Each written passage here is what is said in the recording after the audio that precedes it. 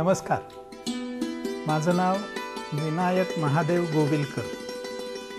शिक्षणाने मी M.Com, LLB, FCA आणि PhD BYK college of कॉमर्समध्ये 30 वर्ष शिकवलं आणि तिथूनच प्राचार्य म्हणून स्वेच्छानिवृत्ती घेतली. CA ची प्रॅक्टिस करतो. आज आपण विनिमय दर याविषयी काही चर्चा करणार आहोत.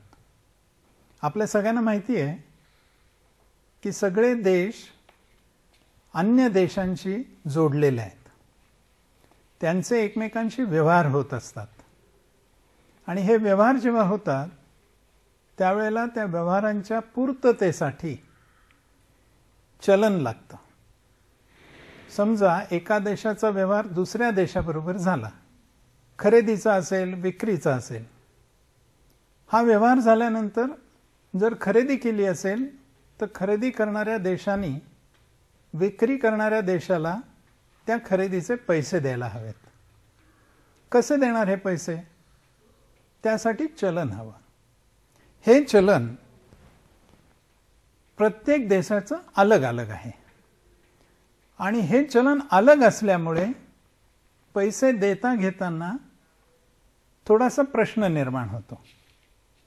हे पैसे देणं घेणं काही फक्त वस्तूंच्या खरेदी विक्रीसाठी नाही, तो तर एक मोठा भाग आहेच आहे, पण दुसरा आणखीन एक भाग आहे ज्याच्यासाठी आपल्याला विदेशी पैसा लागतो आणि तो म्हणजे आंतरराष्ट्रीय पैशाची देवाणघेवाण.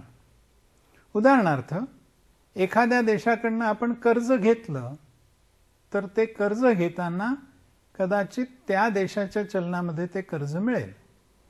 आपण कर्ज दुसऱ्या देशाला दिलं तर कदाचित हे कर्ज देताना आपण आपल्या चलनामध्ये कर्ज देऊ. गुंतवणूक केली त्यासाठी पण विदेशी चलन लागेल किंवा केलेल्या गुंतवणुकीवर उत्पन्न, मग ते व्याजाच्या स्वरूपात असेल किंवा लाभांशाच्या स्वरूपामध्ये असेल, त्याहीसाठी विदेशी चलन लागतं. आणि तिसरी गोष्ट म्हणजे सरकारं जी असतात देशांची, त्या सरकारांना आपल्याकडे विदेशी चलनाचा साठा, फॉरेन एक्सचेंज रिझर्व ठेवायचा असतो. तो कोणत्या चलनात ठेवायचा हेही ठरवावं लागतं आणि त्यासाठी सुद्धा ज्या चलनात हा साठा ठेवायचा आहे त्या चलनाची मागणी निर्माण होत असते. थोडक्यात विदेशी चलन प्रत्येक देशाला लागतं. त्याची 3 कारणं आहेत. पहिलं कारण, खरेदी आणि विक्री जी आंतरराष्ट्रीय बाजारपेठेत केली जाते त्या व्यवहारपूर्तीसाठी विदेशी चलन लागतं. नंबर 2, पैसा एका देशातून दुसऱ्या देशात जो हस्तांतरित केला जातो त्यासाठी विदेशी चलन लागतं. आणि तिसरं, शासनाला विदेशी चलनाचा साठा कोणत्या चलनात ठेवायचा हेही ठरवून त्या चलनासाठी त्याला विदेशी चलन लागत असतं. अशा 3 कारणांसाठी हे विदेशी चलन लागतं. आता हे मी जे म्हटलं आता की खरेदी आणि विक्री सेटल करायचे आहे, व्यवहार पूर्ण करायचा आहे. मी समजा अमेरिकेतून काही खरेदी केली, त्याचं बिल मला येणार डॉलरमध्ये. ते मी पैसे देताना कसे देऊ शकतो? 3 मार्ग आहेत. पहिला मार्ग काय? मी त्या विक्रेत्याला सांगेन की बाबा रे, तू मला माल पुरव, पण मी तुला रुपयेच देईन त्याच्या बदल्यात. म्हणजे माझ्या स्वतःच्या चलनामध्ये मी त्याचं भुगतान करीन, पेमेंट करीन. पण समजा त्याला अमेरिकेचा माणूस तयार नाही झाला आणि तो जर म्हणाला की नाही, मला डॉलरमध्येच याचे पैसे लागतील, तर मग मी खरेदी करणारा मला त्याला डॉलरच द्यावे लागतील. म्हणजेच त्याच्या चलनात, समोरच्या पार्टीच्या चलनामध्ये मला हे पैसे द्यावे लागतील. हा व्यवहार सेटल करावा लागेल. एक तर माझ्या चलनात व्यवहार सेटल होईल किंवा समोरच्या पार्टीच्या चलनामध्ये व्यवहार सेटल होईल. पण काही वेळेला असं होतं की माझंही चलन चालत नाही, त्याचंही चलन मी स्वीकारत नाही. अशा वेळेला मग उदाहरण जर द्यायचं झालं, पाकिस्तान वाला रुपयात पैसे द्यायला तयार नाही भारताच्या, आणि मी पाकिस्तान करन्सीमध्ये पैसे घ्यायला तयार नाही. मग अशा वेळेला काय होईल? मी त्या ग्राहकाला सांगतो पाकिस्तानमधल्या की बाबा रे, तुझंही चलन नको, माझंही चलन नको, तू मला डॉलरमध्ये पैसे दे. अशी दोन्हीही पक्षकारांना मान्य असलेलं चलन, करन्सी, तिला हार्ड करन्सी असं म्हणतात. आणि ही हार्ड करन्सी जगातल्या बहुतेक देशांमध्ये स्वीकारली जाते. सध्या डॉलर ही हार्ड करन्सी म्हणून काम करत आहे. थोडक्यात जर आपण बघितलं तर आंतरराष्ट्रीय व्यवहार, मग तो खरेदी विक्रीचा असो, कर्जाचा असो, हा ज्या वेळेला आपल्याला पूर्ण करायचा असतो त्यावेळेला चलनाची देवाणघेवाण होते. ही चलनाची देवाणघेवाण एकतर माझ्या स्वतःच्या करन्सीत होईल, समोरच्या पक्षकाराच्या चलनामध्ये होईल, किंवा दोघांना मान्य असलेल्या अशा कुठल्या तरी एका चलनामध्ये हा व्यवहार पूर्ण केला जाईल. विदेशी चलन देताना किंवा घेताना माझ्या चलनाची किंमत आणि त्या समोरच्या पक्षकाराच्या चलनाची किंमत ही कशी ठरेल? मित्रांनो, ह्या किंमत ठरण्याला विनिमय दर असे म्हणतात. म्हणजेच काय? एक चलन दुसऱ्या चलनामध्ये ज्या वेळेला विनिमयित होतं, एक्सचेंज केलं जातं, त्यावेळेला ते ज्या दराने विनिमयित होतं त्याला विनिमयाचा दर असं म्हणतात. दुसऱ्या भाषेत जर सोप्या भाषेत सांगायचं झालं तर माझ्या देशाच्या चलनाची तुमच्या देशाच्या चलनाची किंमत म्हणजे विनिमय दर. रुपयाची डॉलरच्या भाषेमधली किंमत, किंवा डॉलरची येनच्या भाषेमधली किंमत, किंवा येनची रुपयाच्या भाषेमधली किंमत, याला विनिमय दर असं म्हणतात. स्थानिक चलन आणि विदेशी चलन हे ज्यावेळेला एकमेकांच्या पोटी दिलं घेतलं जातं त्यावेळेला ठरलेला विनिमयाचा दर म्हणजे हा एक्सचेंज रेट असतो. आता प्रश्न लगेच निर्माण होईल की हा विनिमय दर ठरतो कसा? कोण ठरवतं? त्याला आधार काय असतो? अगदी सोपं आहे मित्रांनो. जसं आपण सुवर्ण मानक मानलं म्हणजे काय? तर ज्या वेळेला सगळ्या देशांच्या चलनांचं स्वरूप सोन्याचंच होतं, म्हणजे एक तर त्यांच्याकडे सोन्याचीच नाणी होती किंवा नाणं सोन्यामध्ये कन्व्हर्ट करणं शक्य होतं, त्याला म्हणायचं गोल्ड स्टँडर्ड. म्हणजे त्यावेळेला सुद्धा रुपया होता आणि त्यावेळेला सुद्धा डॉलर होता. पण डॉलर हे नाव फक्त त्या शिक्क्याला, नाण्याला, नोटेला होतं. बाकी त्याच्या पाठीमागे सोनं किती याच्यावरच त्या डॉलरची किंवा नाण्याची किंमत ठरलेली होती. पुन्हा जर सोपं करून सांगायचं तर समजा भारताच्या रुपयाचं नाणं हे 2 ग्रॅम सोन्याचं आहे आणि अमेरिकेच्या सोन्याचं नाणं हे 10 ग्रॅम सोन्याचं आहे. तर विनिमय सोपा झाला का? मला $1 घेण्यासाठी ज्याचं वजन 10 ग्रॅम आहे 5 भारतीय रुपये द्यावे लागतील, कारण भारतीय रुपयाचं नाणं 2 ग्रॅमचं आहे. म्हणजेच प्रत्येक देशाच्या चलनाला जितक्या सोन्याचा पाठिंबा असेल, जितक्या वजनाच्या सोन्याचा पाठिंबा असेल, त्याप्रमाणे हा विनिमय दर ठरला जात होता. हे काम सोपं होतं, कारण सोनं हे एक माध्यम होतं दोन्ही चलनांचं मूल्य ठरवण्यासाठी. पण आता काही गोल्ड स्टँडर्ड उरलेलं नाही. कोणत्याही देशाचं चलन हे सोन्याच्या पाठिंब्याने तयार केलं जात नाही. त्याला म्हणतात dismantling of gold standard. Gold standard संपलं. आता गोल्ड स्टँडर्ड संपल्यामुळे माझ्या चलनाचं मूल्य किती आणि दुसऱ्या देशाच्या चलनाचं मूल्य किती हे ठरवायला समान धागा काहीच राहिला नाही. पूर्वी हा समान धागा सोन्याचा होता, सोन्याच्या वजनाचा होता. आता ते राहिलं नाही. मग आता किंमत कशी ठरवायची? कारण माझ्या चलनाला पण मालमत्तेचा पाठिंबा नाही, समोरच्या देशाच्या चलनाला पण सोन्याचा पाठिंबा किंवा अन्य मालमत्तेचा पाठिंबा नाही, मग माझं चलन श्रेष्ठ का तुमचं चलन श्रेष्ठ, माझं चलन महाग की तुमचं चलन महाग, हे ठरणार कसं? अगदी इतर वस्तूंची जशी किंमत ठरते ना बाजारात, तसंच या चलनाची पण किंमत बाजारात ठरते. म्हणजे काय होतं, तर त्या देशाच्या चलनाला बाजारात मागणी किती आणि त्या चलनाचा बाजारात पुरवठा किती, या दोन फोर्सेसनी, मागणी आणि पुरवठा या दोन फोर्सेसनी चलनाची किंमत ठरते. इतर कोणत्याही वस्तूची बाजारातली किंमत जशी ठरते तशीच चलनाची सुद्धा किंमत बाजारातली मागणी आणि पुरवठ्यानेच ठरते. विनिमय दर म्हणजे चलनाची किंमतच आहे. एका चलनाची दुसऱ्या चलनाच्या भाषेत मांडलेली किंमत, मोजलेली किंमत, सांगितलेली किंमत म्हणजे एक्सचेंज रेट. आता मग प्रश्न असा येईल की या चलनाला मागणी तरी काय येते हो? मी माझ्या देशात राहतो, मला विदेशी चलनाची मागणी करायचं काय कारण?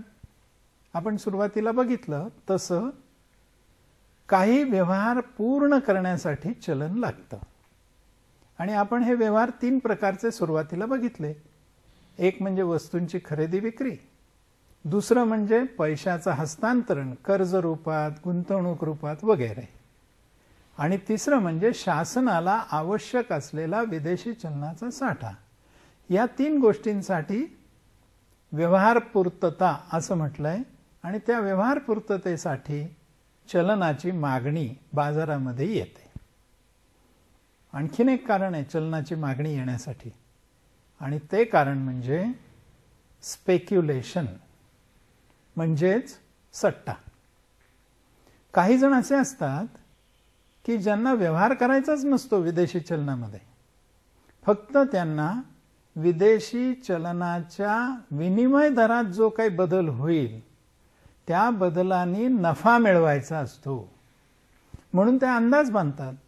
आज चलनाचा दर समजा 44 रुपये आहे, एका डॉलरला 44 रुपये. त्यांना जर असं वाटलं की भविष्यात हा 45 रुपये होईल, तर मग ते आजच डॉलर घेऊन ठेवतील 44 रुपयाला, आणि जेव्हा 45 रुपये भाव होईल तेव्हा ते डॉलर विकून 1 रुपयाचा प्रति डॉलर नफा कमवतील. हा जो काही स्पेक्युलेटिव्ह सट्टेबाजीचा विचार आहे, त्यासाठी सुद्धा बाजारामध्ये विदेशी चलनाची मागणी नोंदवली जाते.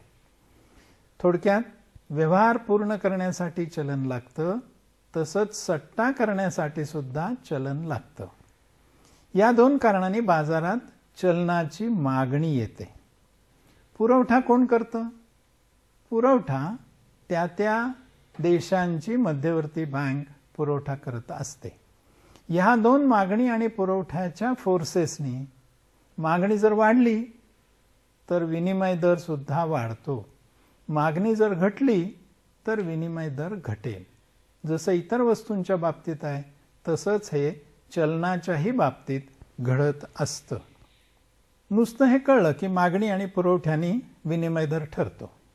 मागणी वाढली तर विनिमय दर वाढेल, पण इतकं सोपं गणित नसतं. रिझर्व्ह बँक आणि मध्यवर्ती सरकार, म्हणजेच त्या देशाची मध्यवर्ती बँक आणि त्या देशाचं मध्यवर्ती सरकार, हे दोघं मिळून ठरवतात की हा विनिमय दर कोणत्या प्रकारचा असला पाहिजे. एकूण 3 प्रकारचे विनिमय दर असतात.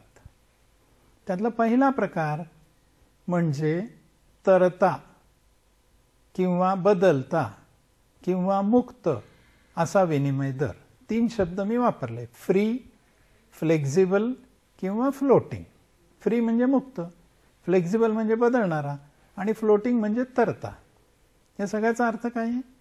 विनिमय दर एका विशिष्ट स्तरावर निश्चित केलेला नसतो, तर तो मागणी आणि पुरवठ्यानुसार बदलत जातो. आत्ता आपण बघितलं त्याप्रमाणे मागणी वाढल्यावर हा दर सुद्धा सुधारतो, मागणी कमी झाली तर हा दर घसरतो. म्हणून डिमांड आणि सप्लाय या दोन्ही फॅक्टर्सला जर फ्री हँड मार्केटमध्ये दिला तर तो बाजार जो रेट ठरवतो, बाजार जो विनिमय दर ठरवतो, त्याला तरता व्याजदर असं म्हणतो. मित्रांनो, ही जर एकदा व्याख्या किंवा अर्थ लक्षात आला तर मग ही गोष्ट लक्षात येईल का की असा तरता व्याजदर सतत बदलणारा असतो. त्याच्यामध्ये व्होलॅटिलिटी म्हणजे अस्थिरता खूप असते. आज इतका दर आहे, थोड्या वेळाने किती दर होईल माहिती नाही.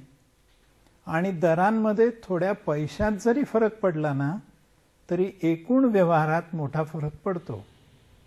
आणि हा मोठा फरक जरा समजून घेऊया काय. अशी कल्पना करा, आपण $1,00,000 माल अमेरिकेतून आणला आणि आपल्याला $1,00,000 आता त्या खरेदीपोटी, आयातीपोटी द्यायचे. मला हे डॉलर घ्यावे लागतील, माझ्याकडे रुपये आहेत. मग मी काय करेन, हे डॉलर बाजारातनं विकत घेईन. जेव्हा बाजारात मी विकत घ्यायला जाईन त्यावेळेला समजा एका डॉलरला 64 रुपये किंमत आहे. मी $1,00,000 माल आणलाय, मग मला $1,00,000 घेण्यासाठी, विकत घेण्यासाठी 64 रुपये एका डॉलरला, याप्रमाणे 64 लाख रुपये द्यावे लागतील. हे देण्याची मी तयारी ठेवली आणि $1,00,000 मालाची ऑर्डर दिली. माल आला, बिल आलं, ते आलं $1,00,000. पण ऑर्डर दिल्यापासनं बिल लिहून त्याचे पैसे देणं याच्यात 1 महिना गेला समजा. आणि या महिन्याभरानंतर मी जेव्हा पैसे देण्यासाठी डॉलर खरेदी करायला गेलो तेव्हा असं लक्षात आलं की हा 64 रुपयाचा डॉलरचा भाव आता 64.5 रुपये झाला आहे. म्हणजेच काय झालं, एका डॉलर मागे 50 पैसे वाढले. मित्रांनो, आता कल्पना करा, मला $1,00,000 खरेदी करायचे आहेत आणि एका डॉलर मागे 50 पैसे जास्ती द्यायचे आहेत. म्हणजे मला एकूण 50,000 रुपये जास्ती द्यावे लागतील. नुकसान झालं की नाही माझं, जोखीम आली की नाही माझ्या अंगावर. कारण मी खरेदी करताना 64 लाख रुपयाला खरेदी होईल हे गृहीत धरलं होतं. माझी कॉस्ट 64 लाख असेल हे गृहीत धरून मी माल आयात केला होता. पण विनिमय दर बदलल्यामुळे मला अधिक पैसे देणं भाग पडलं. तर त्या विनिमय दराचा, ह्या अस्थिरतेमुळे असलेल्या जोखमीचा हा प्रकार मला वाटतं आपल्या लक्षात आला असेल. असे जर एकदा ते तरते व्याजदर करून टाकले मध्यवर्ती बँकेने आणि सरकारने, तर मग मध्यवर्ती बँकेला विनिमय दर या संदर्भातलं धोरण ठरवावंच लागत नाही. कारण काय, हे दर बाजारच ठरवतो. आणि म्हणून मध्यवर्ती बँकेला विनिमय दर ठरवण्यामध्ये हस्तक्षेप पण करायला लागत नाही. थोडक्यामध्ये काय बघितलं आपण, विनिमय दराचा पहिला प्रकार म्हणजे तरते किंवा बदलते किंवा मुक्त विनिमय दर. हे मागणी आणि पुरवठा त्या त्या करन्सीच्या मागणी आणि पुरवठ्यावर अवलंबून राहतात. म्हणून ते सतत बदलते राहतात, त्याच्यामध्ये जोखीम असते. हे ठरवण्यासाठी मध्यवर्ती बँकेला कुठलीही पॉलिसी किंवा धोरण ठरवावं लागत नाही आणि मध्यवर्ती बँकेला दर निश्चितीसाठी हस्तक्षेप पण करावा लागत नाही. हे झाला पहिला प्रकार विनिमय दराचा. मग यातले तोटे जे आत्ता आपण बघितले, रिस्क, जोखीम, ती टाळण्यासाठी मग काय केलं जातं, तर स्थिर विनिमय दर किंवा फिक्स्ड एक्सचेंज रेट असं धोरण मध्यवर्ती बँक ठरवते. म्हणजे काय होतं, तर मध्यवर्ती बँक जाहीर करते आजपासून $1 बरोबर 64 रुपये हा विनिमय दर. मग बाजारात मागणी कितीही हो, पुरवठा कसाही असो, विनिमय दर असाच राहील, $1 64 रुपये. याला म्हणायचं स्थिर विनिमय दर. कोण ठरवतं हे, मध्यवर्ती बँक ठरवते, अर्थातच केंद्र सरकारच्या सल्ल्याने. एकदा विनिमय दर नक्की करून टाकला ना की मग त्याच्यात बदलच होत नाही. आणि बदल नाही म्हणून जोखीम नाही. मग मी $1,00,000 वस्तूंची ऑर्डर दिल्यानंतर मला माहिती आहे मला 64 लाख रुपये द्यायचे आहेत. मग त्याला महिना लागो का 2 महिने लागो, मला 64 लाख द्यावे लागतील, कारण हा विनिमय दर निश्चित आहे, पक्का आहे, स्थिर आहे, म्हणून मला जोखीम नाही. पण हा दर किती असावा, किती काळापर्यंत असावा, हे सगळं ठरवण्यासाठी मध्यवर्ती बँकेला एक विनिमय दर धोरण ठरवावं लागतं. आणि हे धोरण ठरवणं आणि त्याप्रमाणे बाजारात हस्तक्षेप करणं, या दोन्ही गोष्टी मध्यवर्ती बँकेला कराव्या लागतात. आता या हस्तक्षेप करणं म्हणजे काय आहे ते आपण जरा तिसऱ्या प्रकारच्या विनिमय दरामध्ये बघूया. त्याला म्हणतात पेग्ड एक्सचेंज रेट, म्हणजे अधिकिलित. काही काही वेळेला मराठी शब्दच अवघड असतात मित्रांनो, असा हा अधिकिलित शब्द आहे. एक्सचेंज रेट, विनिमय दर म्हणजे काय असतो इथे? इथे मध्यवर्ती बँक एक अपेक्षित विनिमय दर जाहीर करते. मागणी आणि पुरवठ्याप्रमाणेच बाजारात विनिमय दर ठरवला जातो. पण मध्यवर्ती बँक कल्पना करते की आगामी काळात किती मागणी असेल आणि म्हणून विनिमय दर किती होईल, याचा एक अंदाज मध्यवर्ती बँक बांधते. आणि त्या अंदाजानुसार मध्यवर्ती बँक अपेक्षित विनिमय दर जाहीर करते.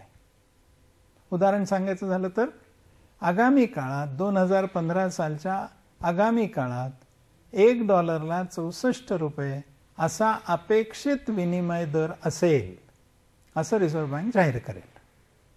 त्याचसोबत रिझर्व्ह बँक आणखीन एक गोष्ट जाहीर करते, त्याला म्हणतात फ्लोट. फ्लोट म्हणजे काय? तर पट्टा, म्हणजे किमान एवढं आणि कमाल एवढं, हा जो फरक आहे याला फ्लोट असं म्हणतात. थोडंसं समजून घेऊया. $1 बरोबर 64 रुपये हा अपेक्षित दर झाला, पण तो काही 64च राहील असं नाही, कारण हा काही फिक्स्ड एक्सचेंज रेट नाही, हा अपेक्षित एक्सपेक्टेड रेट आहे. म्हणून कदाचित तो 64 पेक्षा थोडा जास्ती होईल, कदाचित तो 64 पेक्षा थोडा कमी होईल. तो किती कमी होईल आणि किती जास्ती होईल याचा जो पट्टा, स्लॅब, डिफरन्स, तो म्हणजे फ्लोट. मग रिझर्व्ह बँक असं म्हणते की 5% फ्लोट असू शकेल. किंमत किती? 64 रुपये. फ्लोट किती? 5%. 5% म्हणजे झालं ₹3.20. 64 रुपयाच्या 5%, ₹3.20. म्हणजे काय होईल? तर 64च्या खाली ₹3.20 होईल किंवा 64च्या वर ₹3.20 होईल. अर्थात एवढा मोठा फ्लोट नसतो, फ्लोट थोडा असतो, पैशांमध्येच सामान्यतः तो स्पेसिफाय केलेला असतो. म्हणजे 2 गोष्टी मध्यवर्ती बँक ठरवते, एक अपेक्षित विनिमय दर आणि 2 या विनिमय दरामध्ये किमान आणि कमाल बदल किती अपेक्षित आहे, तो फ्लोट, तो पट्टा सुद्धा मध्यवर्ती बँक ठरवते.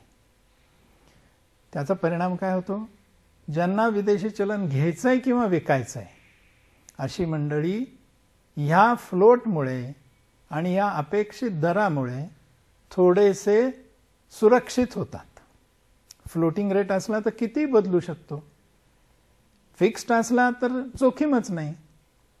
पण पेग्ड एक्सचेंज रेट असला तर जोखीम कमी होते, जोखीम असते पण कमी होते. पण सेंट्रल बँक कृत्रिमपणे दर ठरवत नाही, जसा जो फिक्स्ड एक्सचेंज रेटमध्ये ठरवला जातो. म्हणून या सगळ्या प्रकारामध्ये मध्यवर्ती बँकेला इंटरव्हेन्शन, हस्तक्षेप करावा लागतो. आता हा हस्तक्षेप कसा करते मध्यवर्ती बँक? खूप इंटरेस्टिंग आहे मित्रांनो. बघा, आता समजा 64 हा विनिमय दर ठरला आणि असं आपण समजूया की ₹1 फ्लोट रिझर्व्ह बँकेने अपेक्षित केला, म्हणजे हा विनिमय दर 63 पर्यंत खाली येईल किंवा 64चा 65 पर्यंत वर जाईल. असा जर फ्लोट ठरला आणि बाजारात असं झालं की मागणी खूप वाढली आणि त्यामुळे रुपयाचे भाव चढत गेले. आता भाव चढतो म्हणजे काय? भाव चढतो म्हणजे एका डॉलर पोटी द्यायचे रुपये कमी लागतात, याला म्हणायचं भाव चढतो. $1 64 लागत होते, आता कदाचित $1 63 लागतील. मागणी आणखीन वाढली रुपयाची, तर 63च्या ऐवजी आणखीन भाव सुधारेल म्हणजे 62 होईल. आता रिझर्व्ह बँकेने तर फ्लोट ₹1 अपेक्षित केलाय, पण हा फ्लोट ₹1 पलीकडे जायला लागला आहे. मग अशा वेळेला मध्यवर्ती बँक एक तर बाजारातनं डॉलर खरेदी करायला लागेल किंवा डॉलर विकायला लागेल. हे ज्या वेळेला विकलं किंवा खरेदी केलं जाईल त्यावेळेला त्याची मागणी वाढेल किंवा मागणी कमी होईल आणि ह्यामुळे हा जो विनिमय दर आहे तो पुन्हा रिझर्व्ह बँकेने अपेक्षित केलेल्या दराच्या जवळपास त्या फ्लोटच्या मध्ये येऊन बसेल. समजा जास्ती लोक डॉलर मागायला लागले भारतातून, तर डॉलरची मागणी वाढली. ही डॉलरची मागणी जर वाढली तर स्वाभाविकपणे डॉलरचा भाव वाढणार. डॉलरचा भाव वाढला म्हणजे काय झालं? भाव वाढला याचा अर्थ जास्ती रुपये द्यावे लागतील आणि ते जास्तीचे रुपये द्यायचे आहेत ते समजा फ्लोट पेक्षा जास्ती म्हणजे ₹64 एक्सपेक्टेड रेट, ₹1 फ्लोट म्हणजे ₹65 कमाल विनिमय दर रिझर्व्ह बँकेने अपेक्षित केलाय. आता डॉलरची मागणी वाढल्यामुळे विनिमय दर 65च्याही पलीकडे जायला लागला, तर मग रिझर्व्ह बँक काय करेल? रिझर्व्ह बँक डॉलरची विक्री करायला लागेल, म्हणजेच डॉलरचा पुरवठा वाढेल आणि पुरवठा वाढल्यावर या वाढलेल्या मागणीला हा वाढलेला पुरवठा तोंड देईल. त्यामुळे डॉलरची किंमत पुन्हा मूळ पदावर यायला मदत होईल. याच्या उलट परिस्थितीत काय होणार? याच्या उलट परिस्थितीत समजा डॉलरची मागणीच घटली तर त्याची किंमत कमी होणार. किंमत कमी होणार म्हणजे काय? आपल्याला कमी रुपये द्यावे लागणार $1 घेण्यासाठी. पूर्वी $1 64 रुपये देत होतो, आता कदाचित 63.5, 63.25, 63 अशी ती किंमत कमी कमी येत समजा 63च्याही खाली आली. हा फ्लोट आहे ₹1 रिझर्व्ह बँकेने ठरवलेला, त्याच्याही पेक्षा किंमत जर खाली आली तर रिझर्व्ह बँक काय करेल? रिझर्व्ह बँक बाजारातनं डॉलर खरेदी करायला सुरुवात करेल, रुपये देईल आणि डॉलर खरेदी करेल. म्हणजेच रिझर्व्ह बँकेने मागणी वाढवली आणि मागणी वाढली की पुन्हा डॉलरची किंमत वर यायला सुरुवात होईल आणि ती फ्लोटच्या आत आली की रिझर्व्ह बँक आपला हस्तक्षेप बंद करेल, म्हणजेच खरेदी करणं बंद करेल. मध्यवर्ती बँकेचं हे विदेशी चलन खरेदी करणं आणि विकणं याला मध्यवर्ती बँकेचा हस्तक्षेप असं आपल्याला म्हणता येईल. आणि हा हस्तक्षेप करून मध्यवर्ती बँक तो विनिमय दर एका विशिष्ट मर्यादेमध्ये कमी आणि जास्ती या मर्यादेमध्ये टिकवून धरते. यासाठी सुद्धा विनिमय दराचं धोरण आखणं आवश्यक असतं. मला असं वाटतं जरा आठवायचं तर 3 प्रकारचे विनिमय दर आहेत: फ्लोटिंग, फिक्स्ड आणि पेग्ड.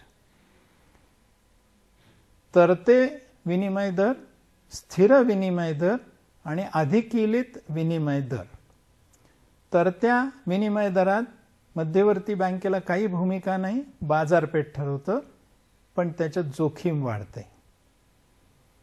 फिक्स्ड विनिमय दरामध्ये मध्यवर्ती बँकच सर्व दर ठरवत असतं, त्यामुळे मध्यवर्ती बँकेची भूमिका महत्त्वाची ठरते.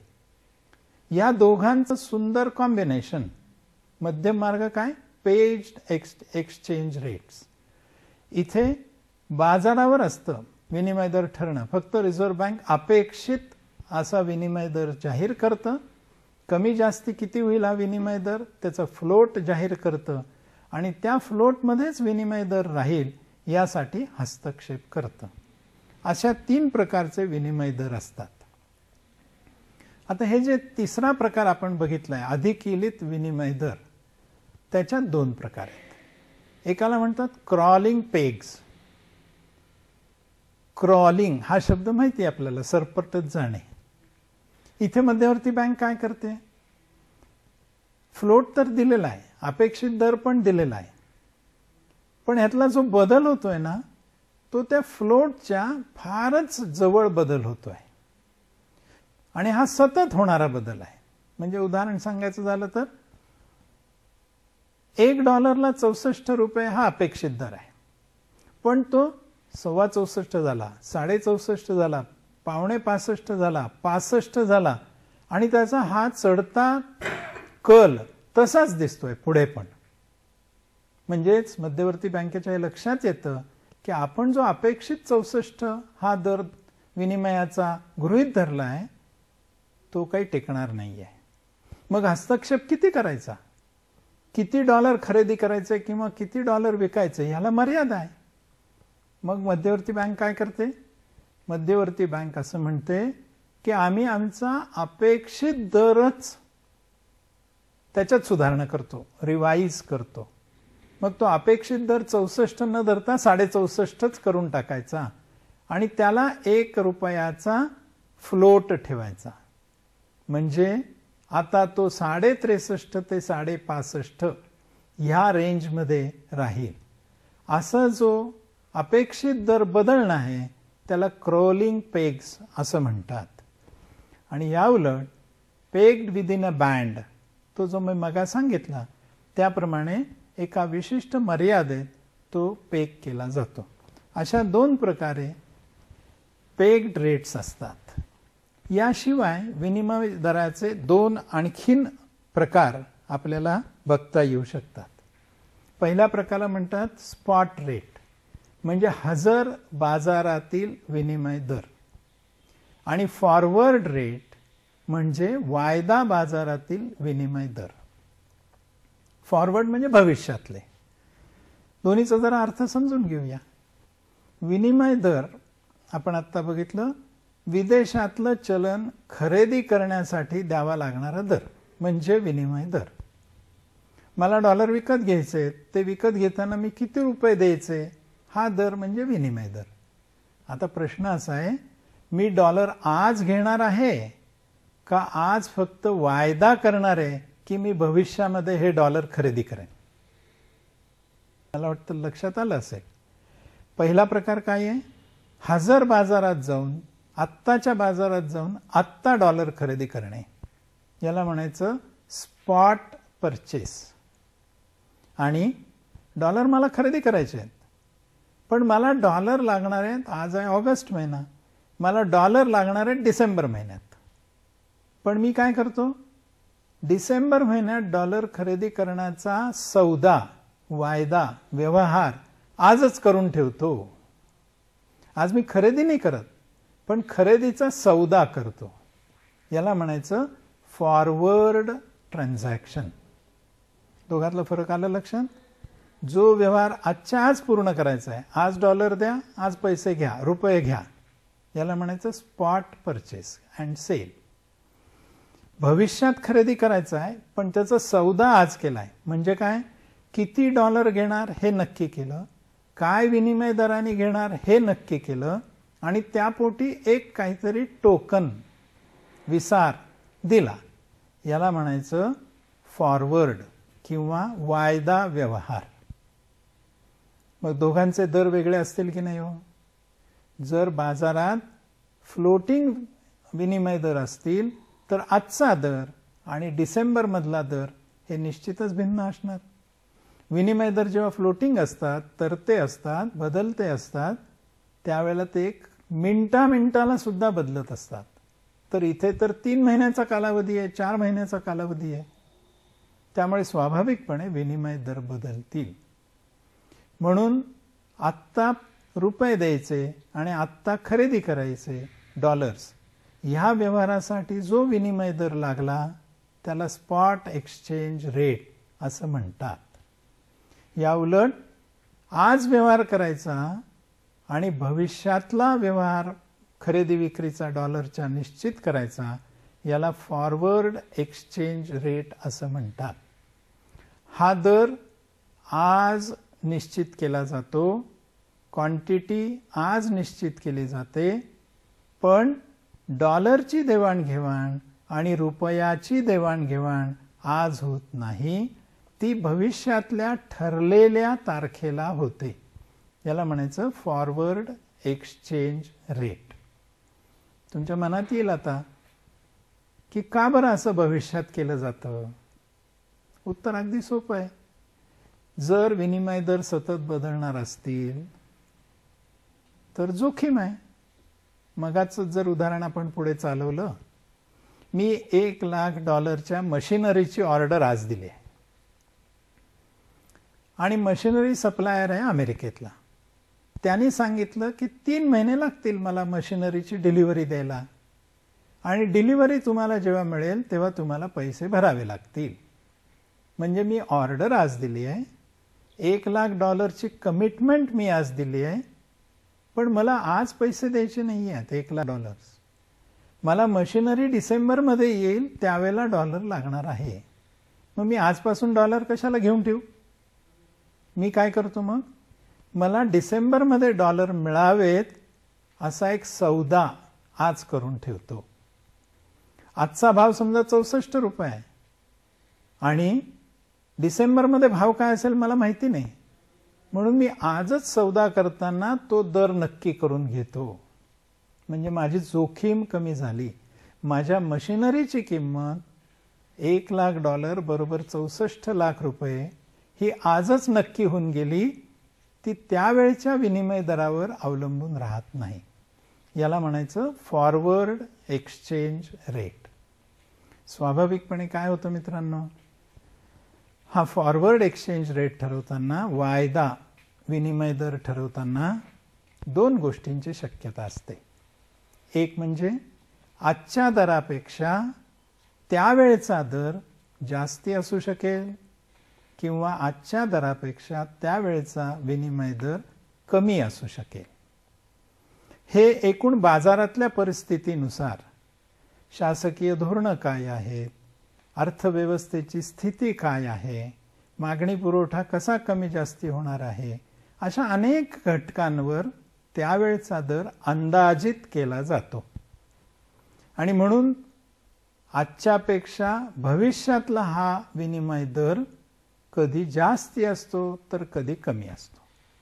तो जर जास्ती असेल तर त्या फरकाला, म्हणजे स्पॉट एक्सचेंज रेट आणि फॉरवर्ड एक्सचेंज रेट मधल्या फरकाला, तो जास्ती असेल तर प्रीमियम म्हणतात आणि तो कमी असेल तर डिस्काउंट असं म्हणतात. हे झालं स्पॉट रेट्स आणि फॉरवर्ड रेट्सच्या बाबतीमध्ये. हेच विनिमय दर आणखीन 2 प्रकारे आपल्याला अभ्यासता येतील. एक असतो खरेदीचा विनिमय दर आणि एक असतो विक्रीचा विनिमय दर. इथे आपण कसली खरेदी विक्री करतोय? खरेदी विक्री होतीये विदेशी चलनाची. आपण कुठल्या तरी दुसऱ्या देशाचं चलन खरेदी करतोय, त्यासाठी रुपये देतोय. म्हणून असं विदेशी चलन खरेदी करताना कोणाकडनं खरेदी करायचं आहे? हे खरेदी करण्यासाठी एक बाजारपेठ आहे, त्याला म्हणतात फॉरेन एक्सचेंज मार्केट, विदेशी चलन बाजार. आणि त्या बाजारामध्ये काही मनी डीलर्स म्हणजेच पैशाचे व्यापारी आहेत. आणि हे पैशाचे व्यापारी तुम्हाला विदेशी चलन विकतात किंवा तुमच्याकडे एक्सेस जास्तीचं विदेशी चलन असेल तर खरेदी करतात. मनी डीलर्स कडनं विदेशी चलन खरेदी करतो, याचाच अर्थ ते मनी डीलर्स हे विदेशी चलन विकतात. म्हणून त्यांच्या दृष्टीने हा सेलिंग रेट झाला, विक्रीचा दर झाला. मी समजा या उलट काही माल निर्यात केलाय आणि निर्यात करून मला काही डॉलर्स आलेत. आता मला तर डॉलर्स नाही ठेवता येत इथल्या नियमाप्रमाणे, मग मला त्या डॉलर्सचे रुपये करून घ्यावे लागतात. एक तर मध्यवर्ती बँक मला रुपये करून देईल, माझ्या बँका मला रुपये करून देईल. हे सगळे मनी डीलर्सच आहेत, बँका वगैरे. वित्तीय संस्था.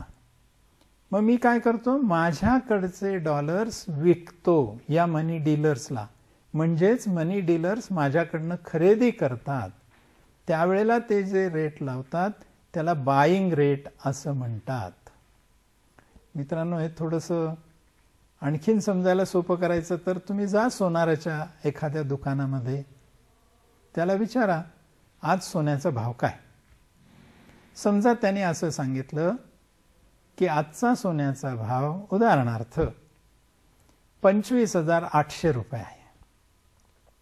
आणि मग तुम्ही त्याला म्हटलं की माझ्याकडे हे सोनं आहे, अंगठी आहे, काय आणखीन चेन आहे, मला हे विकायचं आहे. मग तो काय म्हणेल, विक्रीचा भाव 25,800 आहे, खरेदीचा भाव 25,300 रुपये आहे. असा फरक सोन्याच्या दुकानात होतो ना. सोनं तेच आहे, पण खरेदीचा भाव वेगळा आहे आणि विक्रीचा भाव वेगळा आहे. तसंच हे विदेशी चलनाच्या बाबतीतही होतं. मनी डीलर्स ज्या वेळेला खरेदी करतात त्यावेळेचा भाव हा थोडा कमी असतो आणि ते विक्री जेव्हा करतात विदेशी चलन त्यावेळेला चलनाचं विनिमय दर हा थोडा जास्ती असतो. याला म्हणायचं कोटेड रेट्स. रेट कोट करणं, रेट सांगणं, रेट मांडणं, याच्यामध्ये त्या मनी डीलरचा मार्जिन आणि खर्च वसूल होत असतो.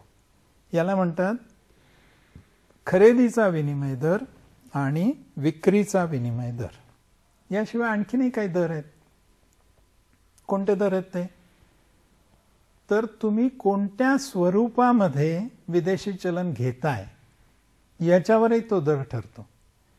समजा मी रुपयांच्या नोटा दिल्या आणि डॉलरच्या नोटा घेतल्या, म्हणजे नोटांची देवाणघेवाण झाली, याला म्हणायचं कॅश, तर त्याचा विनिमय दर वेगळा असेल. मी समजा ट्रॅव्हलर्स चेकच्या स्वरूपामध्ये, म्हणजे काहीतरी दस्त कागद या स्वरूपात विदेशी चलन घेतलं तर त्यासाठी दर वेगळा असेल. आणि मी जर का इलेक्ट्रॉनिकली विदेशी चलन घेतलं, म्हणजे क्रेडिट कार्ड घेतलं किंवा विदेशातल्या एखाद्या बँकेमध्ये परस्पर जमा करायला सांगितलं तर त्याचे दर वेगळे असतील. हे दर कुठे ठरतात, तर हे सांगायलाच नको की हे दर बाजारात ठरतात. विदेशी चलनाची एक बाजारपेठ असते. मला असं वाटतंय की आता बाजारपेठ हा शब्द म्हटल्याबरोबर आपल्या डोळ्यासमोर काय येतं, एक जागा येते. म्हणजे धान्य बाजार, कापड बाजार, सोन्या चांदीचा बाजार, म्हणजे एक भौगोलिक जागा डोळ्यासमोर येते. तिथे दुकानं डोळ्यासमोर येतात, त्या दुकानात वर्दळ आपल्या डोळ्यासमोर येते. पण मला असं वाटतं की आता आधुनिक बाजारपेठ ही जागेविरहित बाजारपेठ झालेली आहे. होतं ना असं. तुम्ही ज्या वेळेला ऑनलाईन खरेदी करता, मला सांगा बरं, ही ऑनलाईन खरेदी करताना तुम्हाला माहिती आहे ज्यांच्याकडनं खरेदी केलं त्यांचं ऑफिस कुठे आहे, त्यांचं दुकान कुठे आहे, त्याच्या आजूबाजूला कोणाची दुकानं आहेत, काही सांगायची गरज नाही. तुम्ही फक्त ईमेलनी एक ऑर्डर नोंदवता आणि तुमच्या घरामध्ये माल येऊन पडतो. त्यामुळे जागा नसताना बाजारपेठ आता आपल्याला हळूहळू माहिती व्हायला लागलेलं आहे. तशीच ही विदेशी चलनाची बाजारपेठ जागेशिवाय आहे. याच्यामध्ये जे मनी डीलर्स असतात ते अनेक प्रकारचे आहेत. खरेदी करणारे आहेत, विक्री करणारे आहेत. आणि या बाजारपेठेत सहभागी होणारे तुमच्या माझ्यासारखे अनेक जण आहेत. अगदी सोपं उदाहरण सांगू, तुम्हाला ऍडमिशन विदेशात मिळाली, तिथली फी विदेशी चलनात भरायची. काय करणार हो, तुम्ही विदेशी चलनाचे खरेदीदार होणार. तुम्हाला ऍडमिशन मिळाले, विदेशी तुम्हाला जायचंय, विमानाचं तिकीट काढायचंय आणि ते तिकीट डॉलरमध्ये काढायचंय. तुम्ही काय झालात, डॉलरचे खरेदीदार झाले. तुम्ही अमेरिकेची ट्रिप करून परत आलात आणि तुमच्याकडे एक $500 शिल्लक राहिलेत. काय कराल तुम्ही, ते डॉलर ठेवून भारतात काय उपयोग, तुम्ही ते डॉलर विकून टाकाल. तुम्ही झाले सेलर. तुम्ही माल निर्यात केलाय आणि निर्यात केलेल्या मालाचे डॉलर्स मिळालेत. डॉलर ठेवून काय करायचे, तुम्ही ते डॉलर विकाल आणि रुपये घ्याल. तुम्ही विदेशात गेला, तिथे कन्सल्टन्सी केली पैसे मिळाले डॉलरमध्ये, ते घेऊन तुम्ही भारतात आलात, डॉलर ठेवून काय करणार, म्हणून तुम्ही डॉलरचे विक्रेते झाले. असे अनेक प्रकारचे खरेदीदार आणि विक्रीदार हे ह्या विदेशी चलन बाजारपेठेत असतात. आणि ह्या खरेदीदार आणि विक्रीदारांची खरेदी विक्री ही त्या मार्केट डीलर्सच्या माध्यमातून होत असते. याच्यासाठी कुठलीही जागा नसते. बँका आणि वित्त संस्था, फोन, टेलेक्स, इंटरनेट, कम्प्युटर या सगळ्यांच्या साह्याने ही खरेदी विक्री करत असते. ही दिवसातले 24 तास खरेदी विक्री होत असते. याला काही वर्किंग आवर्स नाहीत, कारण जगातली बाजारपेठ आहे. आज आपल्याकडे दिवस असेल त्यावेळेला अमेरिकेत रात्र असते, हे आपल्याला माहिती आहे. त्यामुळे 24 तास यांचे व्यवहार होत असतात. तर पहिलं तर तुमच्या लक्षात आलं असेल की विनिमय दराचा आणि विदेशी व्यापार आणि व्यवहाराचा फार जवळचा संबंध आहे. मगापासून मी एक उदाहरण सारखं देतोय. $1,00,000 मशिनरी आणली, 64 रुपये विनिमय दर आहे, म्हणून 64 लाख रुपयाची ती मशिनरी झाली. पण $1 बरोबर 64 रुपये हा विनिमय दर राहिला तसाच तर 64 लाखाची मशिनरी. तो समजा $1 65 रुपये झाला तर त्याच मशिनरीची किंमत 65 लाख होईल. म्हणून व्यापार करताना किंवा पैशाचं हस्तांतरण करताना विनिमय दराला फार महत्व आहे. आणि या विनिमय दराच्या जोडून 2 शब्द वापरले जातात. एक असतो डेप्रिसिएशन ऑफ करन्सी, म्हणजेच चलनाच्या मूल्यामध्ये घट, आणि दुसरा असतो डिव्हॅल्युएशन ऑफ करन्सी. दोघात फरक काय हो? तर डेप्रिसिएशन म्हणजे आपोआप ज्या वेळेला किंमत घटते, मागणी आणि पुरवठा यांच्यामुळे आपोआप ज्या वेळेला किंमत घटते, विनिमय दर घटतो, त्याला डेप्रिसिएशन म्हणायचं. आणि डिव्हॅल्युएशन म्हणजे अवमूल्यन. हे मध्यवर्ती बँकेनी जाणीवपूर्वक आपल्या करन्सीची व्हॅल्यू कमी करणं आहे. डेप्रिसिएशन बाजार करतं, डिव्हॅल्युएशन मध्यवर्ती बँक करतं. डेप्रिसिएशन आपोआप होतं, डिव्हॅल्युएशन मध्यवर्ती बँकेला मुद्दामून करावं लागतं. डेप्रिसिएशन होताना काही हेतू नसतो, डिव्हॅल्युएशन करताना काहीतरी हेतू असतो. काय हेतू असतो हा? तो हेतू असतो निर्यात वाढवण्याचा. बघूया कशी काय निर्यात वाढू शकते डिव्हॅल्युएशनमुळे. समजा अमेरिकेतून कोणीतरी तुमच्याकडनं खरेदी करत आहे आणि तुम्ही त्याला $1 10 वस्तू देत आहात. आता त्या 10 वस्तूंची किंमत समजा $1000 इतकी आहे. 10 वस्तू $1000 तुम्ही देत आहात. तो तुम्हाला $1000 देईल, पण चलनाचं मूल्य जर कमी केलं असेल तर काय होणार आहे? $1 त्याला अधिक रुपये मिळणार आहेत आणि म्हणून अधिक रुपयांचा माल तो खरेदी करू शकेल. म्हणजेच तो तुम्हाला $1000 देईल, पण त्या $1000 तुम्ही त्याला 10 वस्तू न देता कदाचित 11 वस्तू देऊ शकाल. म्हणून 11 वस्तूंची निर्यात व्हायला लागेल.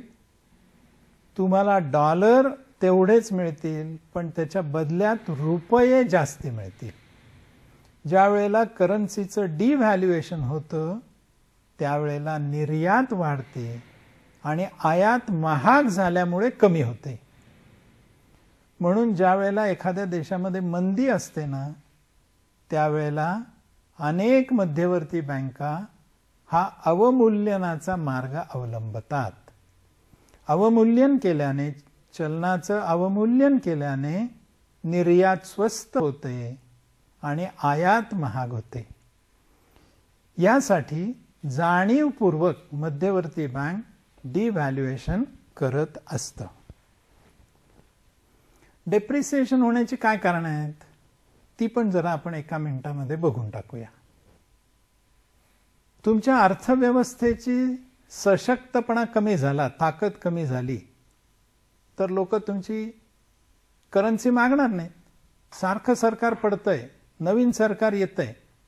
कदाचित तुम्हाला आठवत असेल, मध्यंतरी एक काळ असा होता, नरसिंह राव सरकारमध्ये पंतप्रधान होण्याच्या आधीची सरकार बघा, किती किती सरकार आली आणि किती किती पंतप्रधान फार थोड्या थोड्या काळांसाठी झाले. बरं, अशी जर राजकीय अस्थिरता असेल तर त्या देशाच्या चलनाला मागणी राहत नाही. आणि तिसरं म्हणजे ज्या अर्थव्यवस्थेमध्ये जगाचा विश्वास नाही की ही अर्थव्यवस्था प्रगती करेल, अशा अर्थव्यवस्थेच्या चलनाला पण बाजारात मागणी नाही. म्हणून strength of economy, political stability आणि फेथ इन द इकॉनॉमी या 3 गोष्टींवर त्या देशाच्या चलनाची मागणी अवलंबून असते. आणि या मागणीमुळे बाजारातला विनिमय दर ठरत असतो. ही स्ट्रेंथ ऑफ द इकॉनॉमी कशावर ठरते? तर सोन्याचा साठा त्या देशाकडे किती आहे आणि विदेशी चलनाचा साठा किती आहे. जेवढा साठा जास्ती तेवढी स्ट्रेंथ ऑफ द इकॉनॉमी वाढली. आणि हा रिझर्व कसा बिल्ट होतो? तर शिल्लक जी राहील, आत येणारं विदेशी चलन आणि वापरलं जाणारं विदेशी चलन, यातनं जी शिल्लक राहील त्यांनी रिझर्व म्हणजेच गंगाजळी तयार होते. आपल्याकडे येणारं विदेशी चलन असतं निर्यातीतून आणि विदेशी भांडवलातून, विदेशी कर्जातून.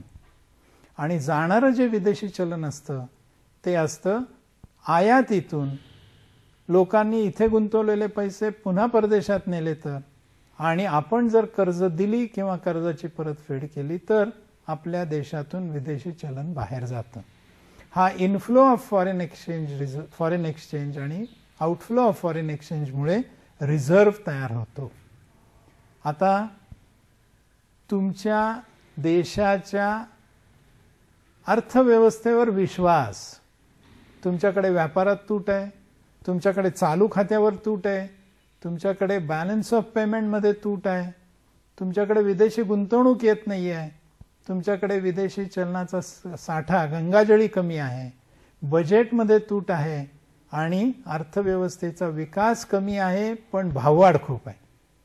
अशी जर सगळी स्थिती असेल तर हे सगळे निर्देशक कशाचे आहेत?